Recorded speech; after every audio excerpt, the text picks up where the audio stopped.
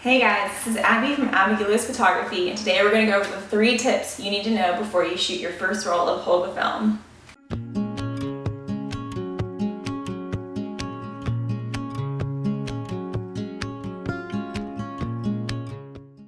So first of all, you need to know that this is one of the cheapest cameras you could possibly buy on the camera market today. It's a film camera.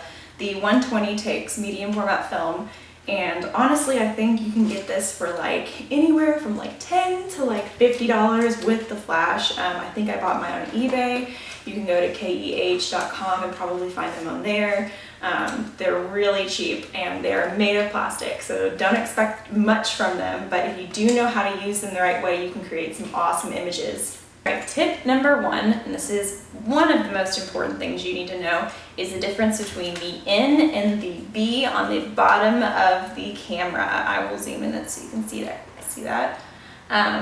So most cameras have a B function, which means bulb, and basically this means that you can keep the shutter open for as long as you want to. As long as you're holding down the shutter button, it's going to stay open, which can be really cool if you have like bright direct flash and you want to keep it open a few more seconds, or if you have it on a tripod. But if you don't, you're going to get a lot of camera shake, and it's going to make all of your images look super blurry, which can be cool if you have a little bit of blur, but if you have too much, you're going to be like, what did I do wrong? So the B stands for bulb, which means open as long as you're holding it down. The N stands for normal, which basically is around 1/100th of a second shutter speed, which is fast enough so unless you're just waving the camera around really fast or your subject is moving extremely fast, you should be able to get pretty clear images. Tip number 2, this will be shooting at night, having a flash. So you can use a lot of different flashes that are higher end, over $100, but with the Holga, you can also use extremely cheap flashes and still get a really good look. So this flash that I bought was somewhere around like $10 to $15 at the most. It's just a very off-brand, cheap on or off button, and that's about it. And the reason you need a flash at night is because the Holga does not have the ability to open up the shutter to like f1.8 or anything really low like that. And you're gonna want to have something that quickly powers a really bright light. So that's gonna give you those really cool like dancing shots at a wedding that really can look really cool. One thing to note, oftentimes when you have these really cheap flashes, they won't fire the first time if you don't completely let them reload and have the red button say that it's ready. And actually, if you're shooting at night in a very dark space, this shouldn't be a huge problem. A lot of times I will shoot and it won't fire. I'll realize that, I'll wait a few more seconds until the flash is ready, and I'll fire on that same shot.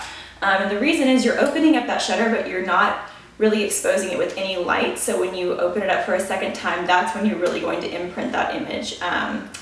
You know, you'll get a little bit of an overlay. It might look a little bit different, but oftentimes that's the images that I like the most. All right, tip number 3. So we are going to go over this little function that's hidden right above the lens. It's the sunny versus nighttime mode. A lot of times what I used to think was basically that this helped control shutter speed.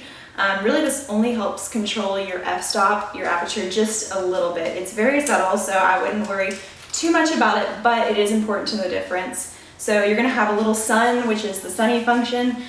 This is about an f-stop 11, and then you're going to have your nighttime, or I like to call it the cloudy function, which is about an f8. Do keep in mind these are really cheap plastic cameras, so they're not going to be completely accurate like your DSLR or your nicer film camera. The different times that I use these, I usually keep the sunny function on, so that's about an f11.